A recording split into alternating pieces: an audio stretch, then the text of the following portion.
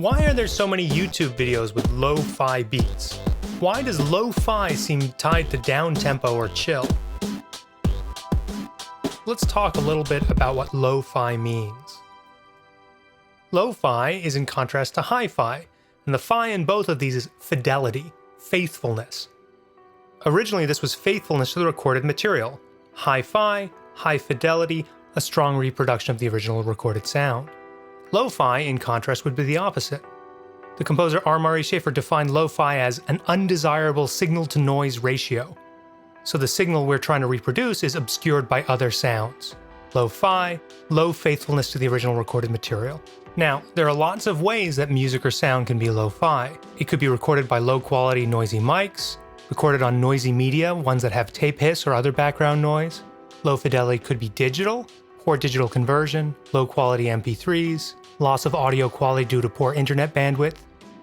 For a long time now, though, artists have been exploring how to use these lo-fi elements expressively. Most contemporaneous with this recording is lo-fi hip-hop. But lo-fi hip-hop is really a genre, so we need to be careful to separate what makes it lo-fi from the other aspects of the genre, it being down-tempo, not having lyrics, etc. So why would you want to intentionally introduce these lo-fi elements? What are the expressive goals of reducing the fidelity? One possibility can be that this is in response to the hyper-polished hyperreality of hi-fi.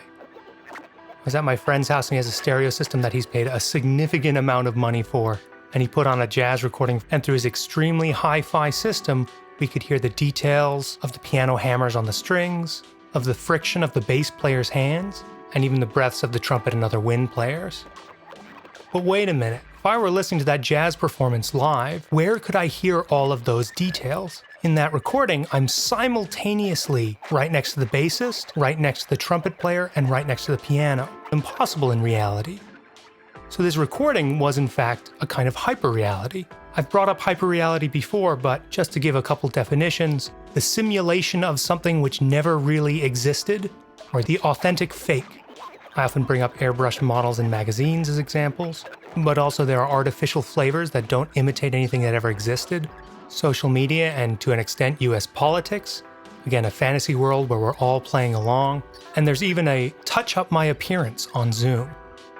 Artists can embrace this lo-fi music as a response to this hyperrealism and hyper-commercialization. But wait, has lo-fi become hyperrealism itself? Producers use expensive equipment to produce things that are artificially lo-fi, distorted in artificial ways in order to sound lo-fi. Have we just arrived at a new fantasy?